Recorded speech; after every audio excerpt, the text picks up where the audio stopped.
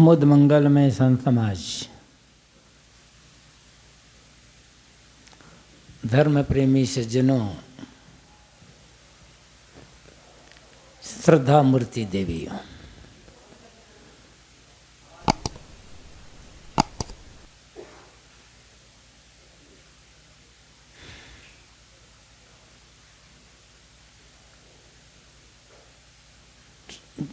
सदगुरु कबीर ने बीजक में एक पद कहा है, रामुरा संशय गांठ न छूटे, ताते पकड़ी पकड़ी यम लूटे। होए कुलीन मिस्कीन कहावे, तू योगी सन्यासी, ज्ञानी गुनी सूर कवि दाता, ये मत किन्हु न नासी। सुमृति वेद पुराण पढ़ें, सब अनुभव भाव न दर्शे, लोह हिरण्य होय धौ कैसे, जो नहीं पारस परसे। जियत न तरे मुए का तरिहो, जियत ही जो न तरे, गहि प्रतीत कीन्ह जिन जासो, सोई तहाँ अमरे। जो कछु कियो ज्ञान अज्ञाना, सोई समुसयाना, कहें कबीर तातो क्या कहिए, जो देखत दृष्टि भुलाना। रामुरा संशय गांठ न छूटे। ए रमैया राम, तुम्हारे मन से संदेह की गांठ खुल नहीं रही है, इसीलिए यमराज तुम्हें पकड़ पकड़ करके लूट रहा है और तुम निरंतर लूटे जा रहे हो।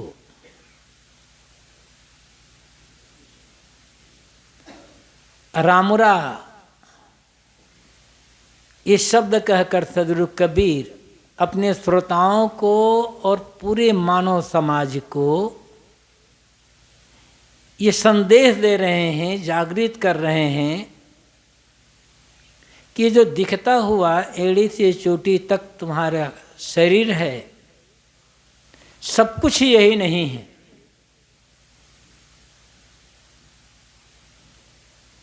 ये तो बाहरी आवरण है, एक खोल है। इस खोल के भीतर एक ऐसा तत्व है जो इस शरीर में रहते हुए भी शरीर से अलग है, और वही तुम हो। इस शरीर के पहले भी तुम्हारा अस्तित्व था, और इस शरीर के बाद भी तुम्हारा अस्तित्व रहेगा।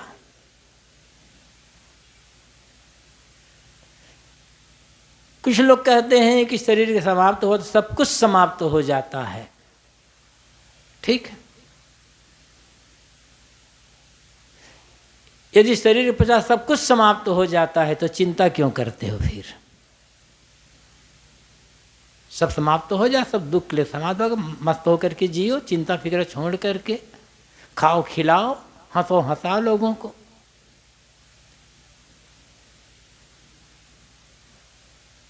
इतना तो साफ है,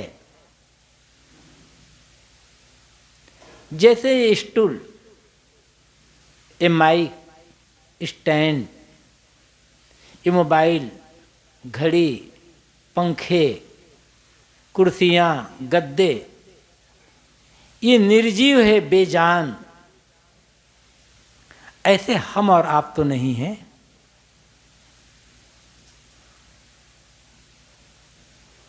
ये बेजान जो निर्जीव वस्तुएं हैं, इनमें और आप में कुछ अंतर तो है। एक बार एक युवा साधक ने गुरुदेव जी से प्रश्न किया था। अच्छे साधक समझदार थे, दृष्टि बदल गई। तो सब कहते थे, ये महात्मा लोग जो कहा करते हैं कि जीव होता है, चेतन होता है, मरने के बाद भी वो रहता है, अविनाशी है, सब गलत है। एक बार गुरुदेव से मुलाकात हुई। गुरुदेव जी ने कहा, अच्छा ये बताओ, तुम अपने को क्या मानते हो? ये इधर कुर्सियाँ पड़ी है, इधर और कोई चीज़ पड़ी हुई है, क्या तुम भी उसके समान बेजान निर्जीव हो? कि नहीं, मैं तो उससे नहीं हूँ, मैं उससे अलग हूँ। तो गुरुदेव ने कहा, तुम ये बताओ, तुम अपने को जड़ मानते हो या चेतन मानते हो, है क्या? तो कहा, मैं चेतन हूँ, मैं तो जड़ नहीं हूँ। ठीक है, मरने के बाद कुछ नहीं रहेगा, तो मान लेते हैं तुम्हारी धारणा है कि मरने के बाद कुछ रहेगा नहीं, चलो मानते हैं।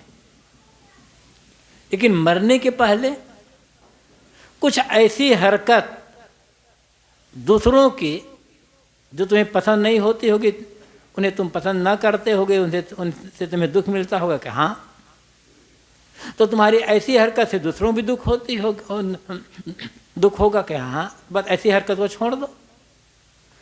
को तुम्हारी ऐसी हरकतें, ऐसे कर्म व्यवहार जिसे करने से तुम्हारा मन भी प्रसन्न होता होगा और दूसरों मन भी प्रसन्न होता होगा, उन्हें सुविधा सेवा मिलती होगी कि हाँ बस यही काम करो, इतना तो कर सकते हो ना, मरने के बाद नहीं रहेगा, चलो छोड़ दो।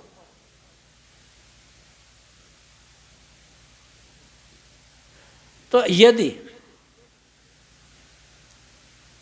मरने के बाद सब कुछ समाप्त हो जाना है तो चिंता किस बात की?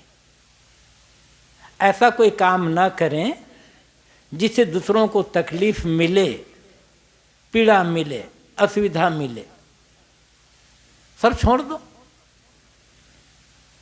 ऐसा काम करना है, हम भी प्रसन्नता से जिए, औरों को भी प्रसन्न रखने का काम करें, उनकी भी सेवा करें, ठीक है, समाप्त हो गया। और यदि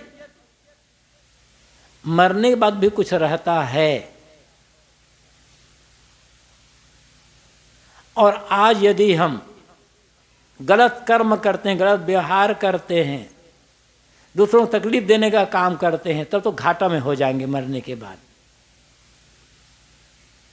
और अच्छे कर्म करते हैं, अच्छे व्यवहार करते हैं, अच्छे आचरण से चलते हैं, सद्गुण सदाचार धर्म नियम का पालन करते हैं, तो मरने के बाद लाभ में रहेंगे। धर्म के मार्ग पर, संयम साधना के मार्ग पर, सेवा भक्ति परमार्थ के मार्ग पर चलकर आज भी हम लाभ में हैं, मरने के बाद भी लाभ में रहेंगे। कुमार्ग में चल करके आज भी घाटा में रहेंगे, मरने के बाद भी घाटा में रहेंगे। और सब समाप्त हो गए तो चिंता खत्म। लेकिन उसके पहले तो अच्छा जीवन जीना है ना। चाहे मरने के बाद सब समाप्त हो जाता है तो, और नहीं होता है तो, सन्मार्ग में चलने वाला व्यक्ति दोनों स्थिति में लाभ में ही रहेगा,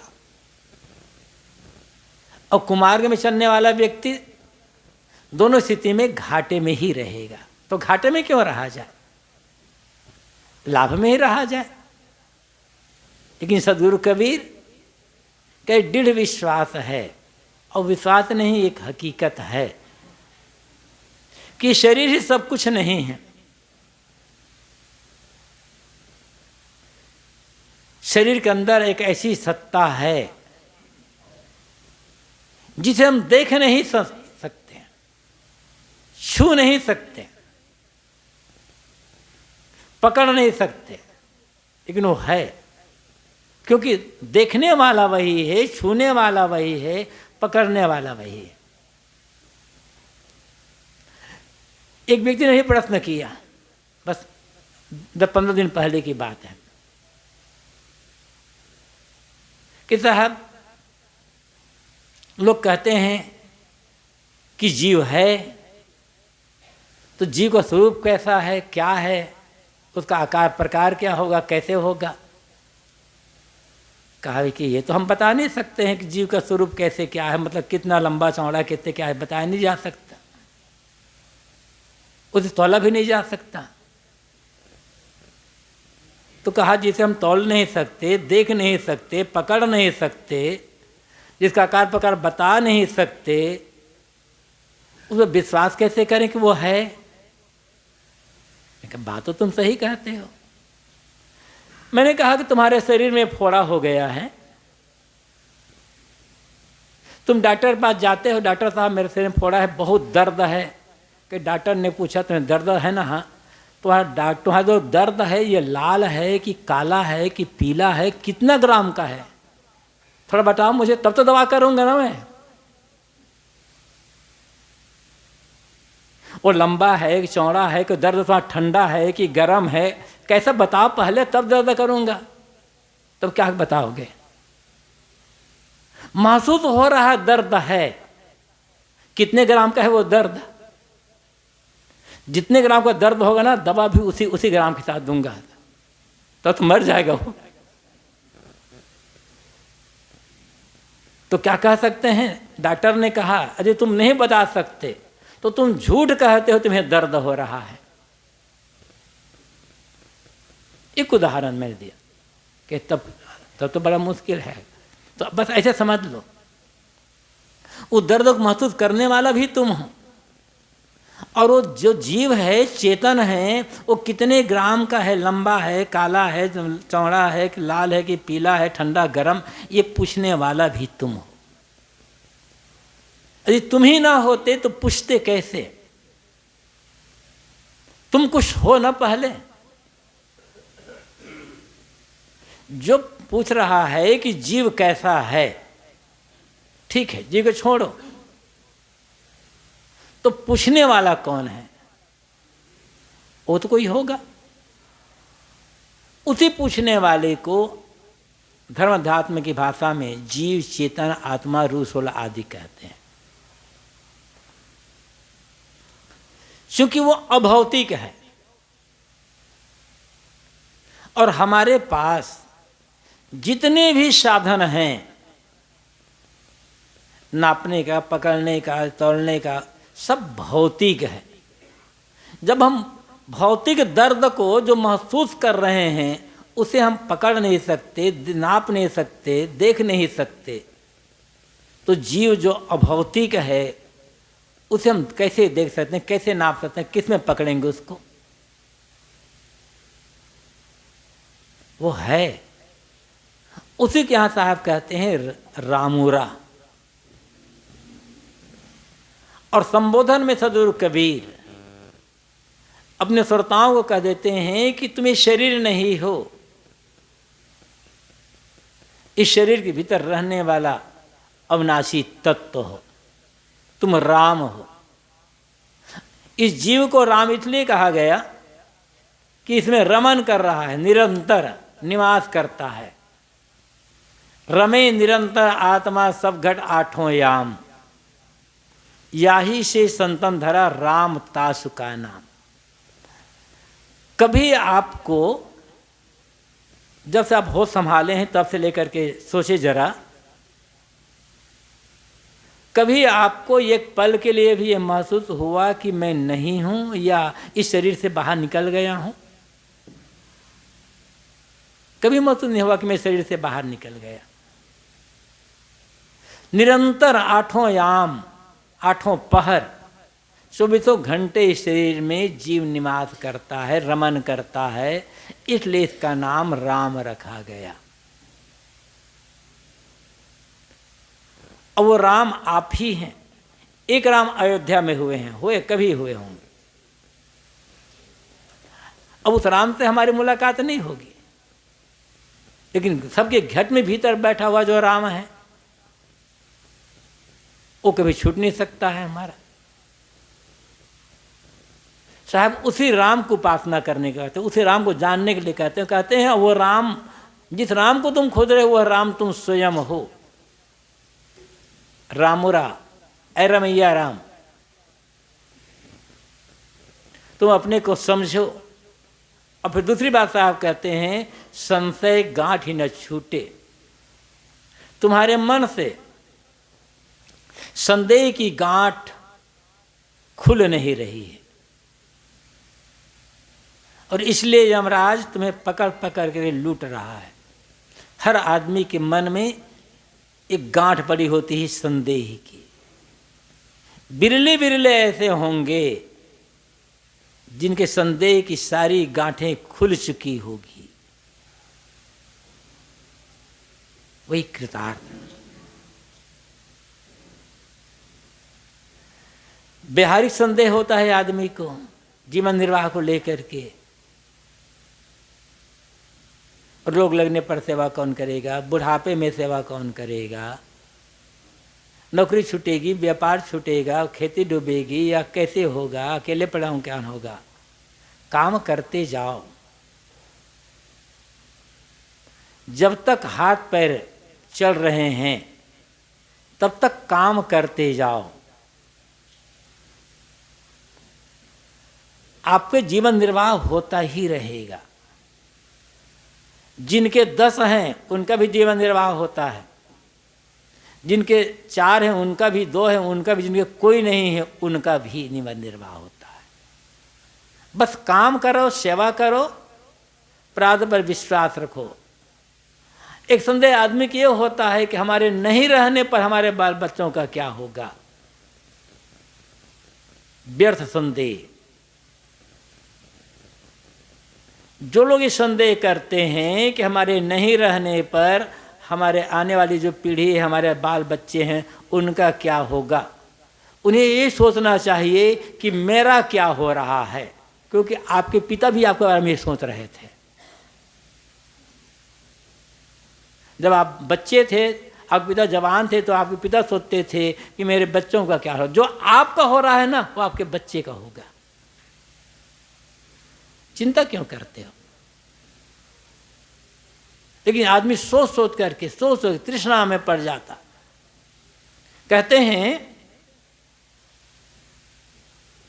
कि एक सेठ ने अपने मुनीम से कहा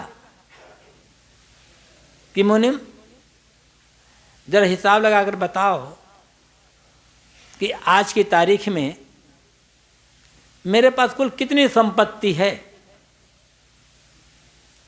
मुनीम ने कहा कि हुजूर, समय चाहिए 10 दिन का कम से कम, हिसाब किताब लगाने में समय लगेगा। तो सेठ ने कहा कोई बात नहीं, 10 दिन 12 दिन बाद जैसा भी हो तुम हिसाब लगा बताओ। मुनीम ने हिसाब लगाया। अब हिसाब लगाने पश्चात कहा कि सेठ जी,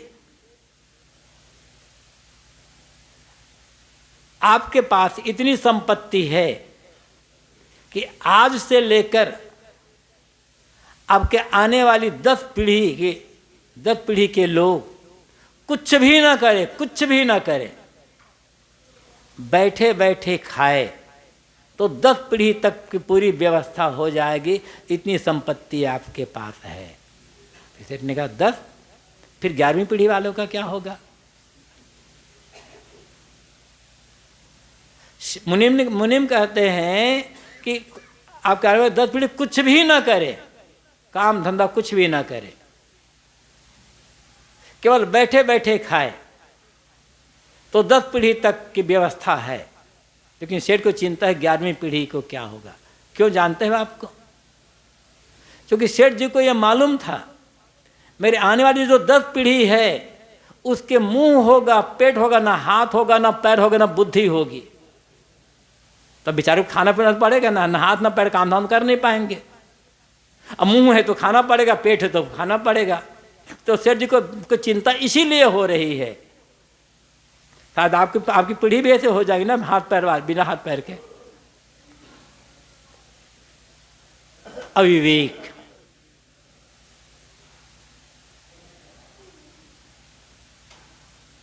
तो ये व्यर्थ का संदेह होता है। दुनिया कैसे बनी? अक्सर लोग प्रश्न करते हैं महात्माओं से, दूसरों से कि दुनिया कैसे बनी। दुनिया चाहे जैसे भी बनी, करना क्या है? ये सोचो कि दुनिया में आए हैं, इतना तो साफ है ना, हमारे जन्म लेने के पहले दुनिया थी और हमारे शरीर की मृत्यु के पश्चात भी दुनिया रहेगी। हम बीच में आ गए हैं, तो जो बन सके दुनिया की सेवा कर दें और अपना कल्याण का काम कर लें, ये सोचो। लेकिन न सेवा करने को सोचना है, न कल्याण के बारे में सोचना है। ये व्यर्थ चंदे की दुनिया कैसे बनी, कहाँ से बनी, क्या मतलब है?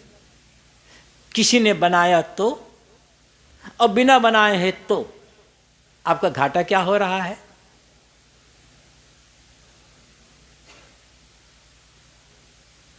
और ये प्रश्न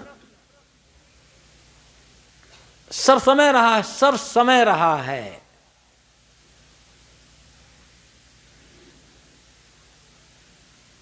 कि दुनिया कैसे बनी। को ददर्थ प्रथमम जायमानम स्थनवंतम यद अनस्थ विभर, ये ऋग्वेद का प्रश्न है, मंत्र है।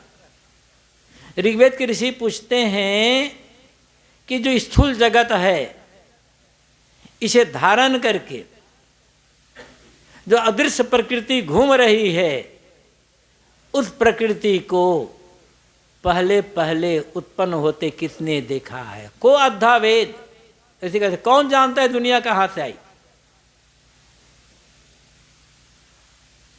बेकार का प्रश्न। जहां से भी आई हो, दुनिया तो है ही। दुनिया में कैसे सुख से जीना है, ये सोचिए। हम सुख से जी सकते हैं दुनिया में, सुख से जीने के बारे में सोचियो।